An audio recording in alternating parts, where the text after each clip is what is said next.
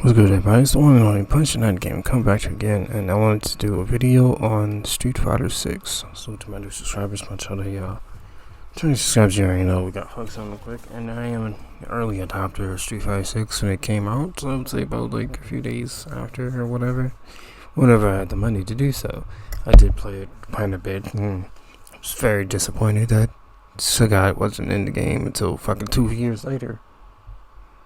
2 fucking years. They gave me fucking Aki, they gave me fucking Street Fighter 5 characters like Luke, who was the base character in this game. A random new character like fucking Kimberly. But you can't give me a fucking base character who was an OG of the game. Sagat. Yeah, they're trying to revamp, I guess you could say, revamp Street Fighter, so it's not like, it's like old school meets new. That's why you still have like Cherry, even though she's from Street Fighter 4. You still have E Honda from OG games. Sagat is not one of them, unfortunately. Hell, not even the big four. Or fucking Shadow. And Bison came later. Vega's still not in. Paul Brock's still not in. It's like, what the fuck are you doing to me? Why should I spend 70 to 8? Right. Let's just go over the prices. Like in the background, you'll see like and have a glimpse of what they spend most of their time on. World Tour. Like it's basically an expensive PvE world, and it has story base elements where you can like create your own character. You can build him up or her, whatever the fuck, and you can meet other characters like Luke, who's like I'm be the new franchise face of the franchise, because I'm pretty sure they're sunsetting Ryu and Ken story so they can build these other people up. I don't know. At that point, I'm not gonna give a shit about Street Fighter. Give it a few more years, I'm not gonna even care. But my thing is, how are you charging us all this money, but you can't even give us one thing that we are looking for? The OG characters that we started off with. You gave us 18 characters in total. That's fine, but kind of lacking, like, for character variety, because when I started playing this shit, like, online, I was still seeing Kens, I was still seeing a fuckload of, like, cameos, and just a few new characters here and there, but it's mostly just, like, you know, the base roster from the old school roster. Like, Sagat should have been in there. I would have actually played this shit a lot more. But let's get into the cost of how much, like, the base cost would be like $70, but in total of how much the shit would be, like, for everything. I mean everything. Cause when I saw it, that shit blew my mind. Cause there's like year 1 season pass, and then there's a deluxe edition, which, let me see. The base games cost $60. Well, for PS4 it costs $60, but if you want PS5, it's gonna cost you $10 extra. So that's $70. Which is crazy in itself. But look at this shit. The Ultimate Edition priced at $105, but it includes additional content such as extra stages and alternate costumes. Furthermore, the game features a $30 annual Ultimate Pass for new characters, basically, so you can just get additional characters as they come in. I mean, damn. $105 for all that, and they drip feed us content. Like, nigga, please. And like, the overall, it's estimated to be like $10 to $20 million, but you can see in the background, what they really paid attention to. I mean, yes, everything is hand drawn, animated, etc., etc., etc. I get that, but y'all milking us the fuck dry for these skins. And a lot of them are just like recolors anyway, and like kind of funky looking. I didn't go into the store because I was gonna have a heart attack if I went into that fucking store. And each skin is like $15. $15 for a fucking a skin, nigga. What? That's insane. And then on top of that, if you don't have the deluxe battle pass, or and also a fighting game with a battle pass. Oh my god. What the fuck is going on with fighting games these days? And plus, I wanted to mention this, and shout out to my big bro X-Men, because I wanted to make sure I put this into the video. I screenshotted it because it was a very good point.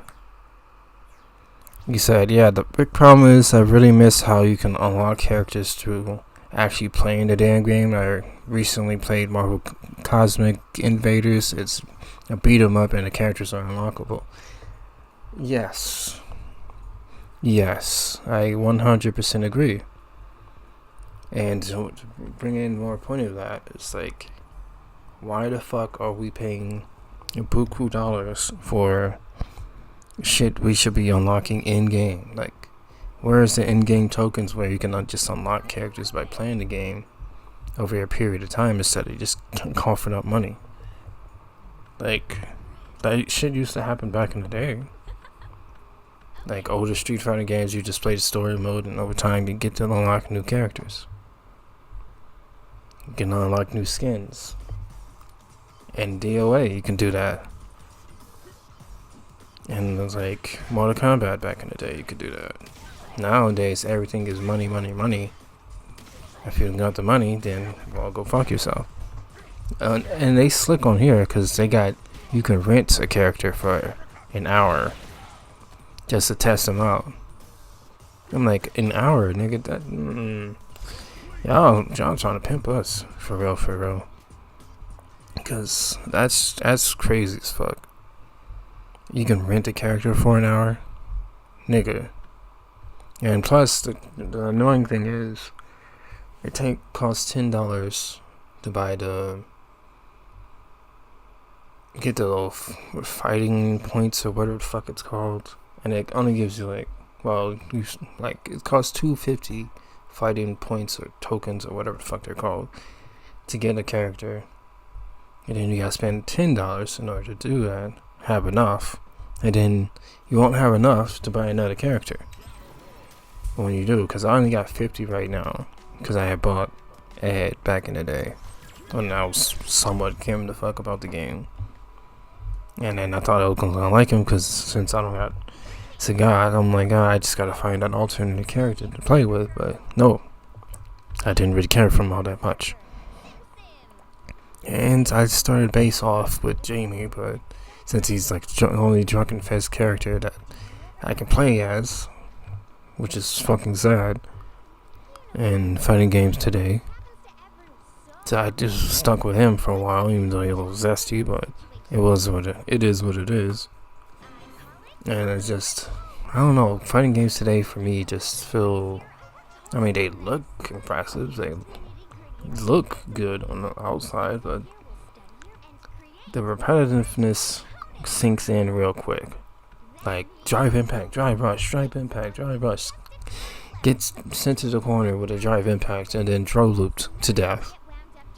Like, bro, give me a fucking break. And then go over to MK1, and then just the frenzy of like lackluster bullshit. Like, I would make a separate video for that, but I would just throw it into this video, so just save me time. Like, I'm just upset with fighting games in general. Like, this is not solely about Street Fighter. It's just like the base. MK1 is fucking disappointing. One, the storyline, I'm tired of them going back and forth with this alternate timeline bullshit. Stop it. Stop it. Get some help. Because, like, we don't need to go fucking back and forth in time. And then Liu Kang is this fucking demigod, or now he's a full off. What the fuck are you, bro? Like, are you a demigod or are you a fucking real god? Or elder god, whatever the fuck. I don't get it. Going back in time to recreate the world in your image, but it's the same fucking thing as before. Rest in peace to Shang Tsung, actor. But he's still the fucking villain. You take his powers away, he still finds a way to come back and still be the villain. Like, you didn't change shit. It's only just like, you know, a slightly off course of what the original timeline was like. Ironically, but you don't have Jax, you don't have Sonya, you don't have any of the original fucking characters to start your shit off with. Now it's just fucking cameos. Like, the cameos, like, it would have been better if they had a tag team system instead of a cameo system, because a cameo system can be fucking bullshit.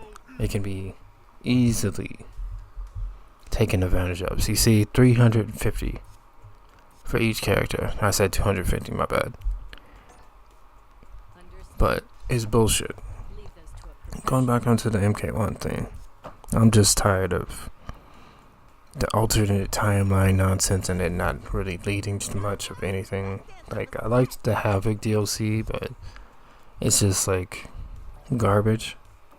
That he didn't really play a pivotal part in what was going on. He was just kind of like watching his minions do shit, and then when he finally gets to fight, he's easily beaten. Like, nigga, why bring him in if he's just gonna be like fodder at the end of it? Like, he has all the fucking Kami Dogus, but he doesn't really do shit with them. Like, did y'all even think this shit through? Like, you might as well just gave us fucking Onaga at that point. At least he will tie in better to the fucking overall story, since they were in his fucking hidden cave, whatever, and using his army. Why are y'all always doing this shit with Onaga? Y'all talk about his, well, basically his path to taking over shit. Then you supplement him for Shao Kahn, who was fucking under him anyway, and quote unquote killed him. And then, like, you can rebirth him using Reptile. Like, that's what they did in one of the stories. Forgive me, I don't remember all of the details by heart. But all in all, fighting games is falling off. Just story-wise, gameplay-wise, it's just rinse and repeat. Like, to a point where it's just fucking obnoxious. Like, King of Fighters 15, in my opinion, is the only one that actually did it right. Fucking phenomenal online. One thing I will say about that is you can't change your teams around. Once you make your team, that's pretty much set in stone. I don't like, but everything else, as far as the gameplay, as far as the cast characters, and as well as the flow of the game, is fucking chef's kiss. But I was borrowing it from PlayStation Plus, so I don't own it yet. But I'll definitely check it out when I get a chance to. But as far as Street Fighter 6, it looks good on the outside, good on the inside of it. And if you're not paying the big bucks, if you don't mind, I would say, being throw looped or drive impact up to the ass, have fun. And then I just recently saw that they finally had like something for people that I think it was like Master Rank. They give you a Master Rank skin, but it's just like base skin, just red. I'm like, what the fuck? A base skin that's just red. Wonder how people feel about that online. A base skin that's just red. That's just laughable. They should give a banners. They should give a skin. They should give, like, you know, go the fuck all out with the shit. Cause you ranking up and to all the way to master rank, and then eventually a good amount of people go up to legendary with said characters. They should give you more incentive, like token coins or whatever the fuck. Just say, here you go. But I don't know. Fighting games is just, I don't know. I'm losing interest day by day because I stopped playing this game, but 6 months after I got the game. And plus, let me say this before I forget. On PS4, there's serious input delay on my buttons, as you will be able to see here. Like, I didn't mean to do the special, and plus when I tried to stop him from drinking, it don't go through correctly. So that was like one of the main reasons why I stopped playing this shit. Cause like the input delay is fucking ridiculous, and me trying to play this shit online drive me crazy, make me want to pull my hair out. And like DLC characters, it shouldn't be so goddamn costly, man. Cause each DLC character was gonna cost you about like $10, and there's like what, at least there's a base roster of 18, so that'd be about 10 more. Cause there's Ed, there's Bison, there's Aki, there's Sheed, there's Helena, there's Sagat. You don't have to add that up. It's about at least 6 that I named. I'm not sure who all. Oh yeah, there's Sea Viper, that's 7. So $70 for just that. And then, oh my god, you got the skins, Man, fuck all that. Too much money for a full price game. It's bullshit.